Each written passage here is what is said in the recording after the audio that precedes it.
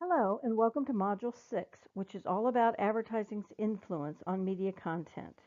The presentation will summarize the readings and assigned cases in Chapter 8 and the topic of the commercialization of the media and implications of that for advertising and public relations professionals.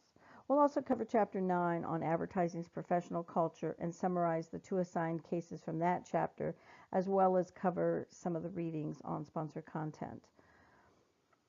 The midterm's also given this week, but it's only required for those who have received lower than 80% on the first 5 quizzes. You can see your grade on D2L to confirm if you need to take it. For everyone else, the exam's optional, but note, if you open it, you must complete it. Any unanswered questions will count against your grade. Before we get started, here are a few reminders for this week. First is your team activity, where you'll pick a topic for your ethics presentation. It should be on a recent advertising or PR ethical dilemma. I want you to email the topic to me by Sunday night, and if there's duplication, I'll give the topic to the team that requests it first and ask the other team to pick a new topic. You also have a quiz on this week's assigned cases, and for a few of you, the midterm exam. Both of these open at 7 a.m. on Monday and are due by 11:59 p.m. on Sunday. If you're doing both, I'd suggest getting the quiz out of the way first. You also have your discussion board posts. This week's class discussion asks you to comment on the issue of advertorials and sponsored content.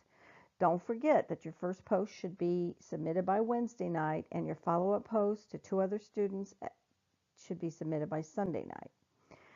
And please don't forget to get started early this week. I've noticed that some of you work dangerously close to the deadline, very late in the day on Sunday.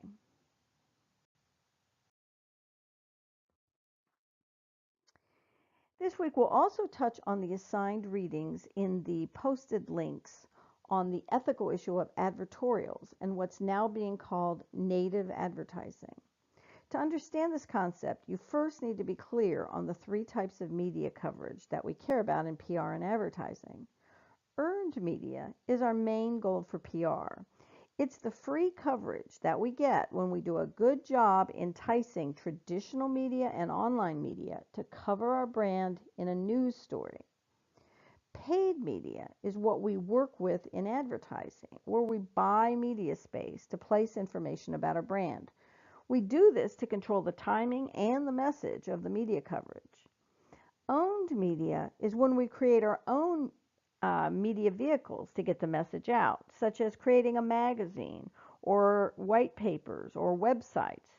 This gives us full control over the timing and the messaging, but it isn't as influential to our targets. The sponsored content coverage in our readings this week is actually an advertising phenomenon, since it's created by and paid for by the marketer, but it masquerades as public relations earned media, since it appears to be news content provided by the neutral editorial staff. It raises ethical questions when it's not clearly identified as advertising. And even when it is identified as a paid ad, this type of media falls somewhere between what we typically classify as paid media and owned media in terms of its influence on our targets. Earned media is always the most influential since it comes from neutral third parties, not the marketer. So here are the key points that you should be pondering when you review Chapter 8. You can pause the presentation to review these rather than my reading them to you.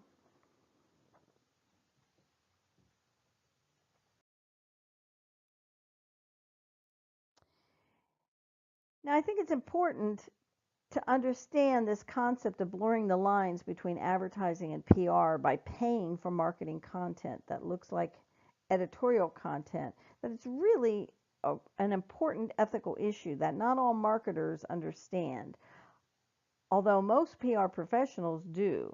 To most advertisers, it simply makes sense to get the word out about the brand by the most influential means possible.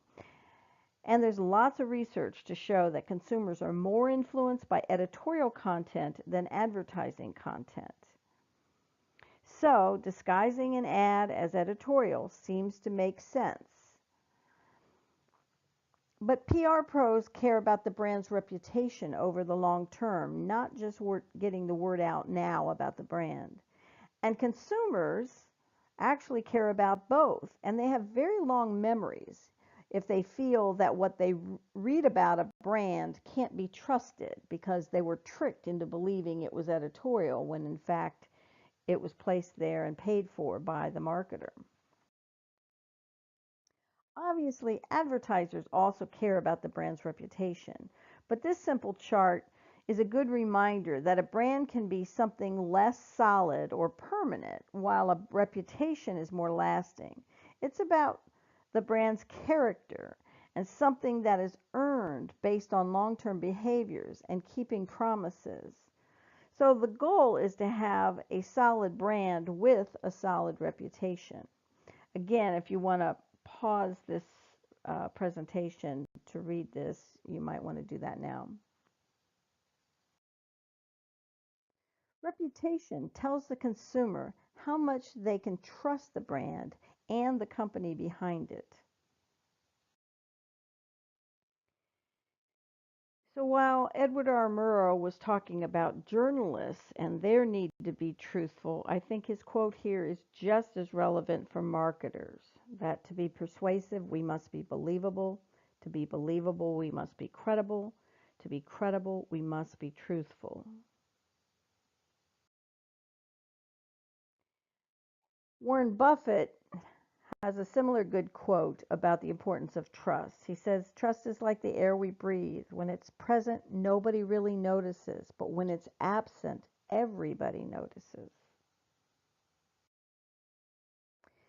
So now I'm going to let you review the remaining slides on your own time and just pause the presentation to read the content on some of these wordier slides. Also, if there are links embedded in any of the slides, those should be active in the PDF version if you want to link into more information. I don't believe the links will work, obviously, within a YouTube or animated presentation. Anyway, with that, I'm going to let you go ahead and move forward with these slides on your own time. And again, pause the presentation to read the more detailed slides. Thanks so much. Have a good week.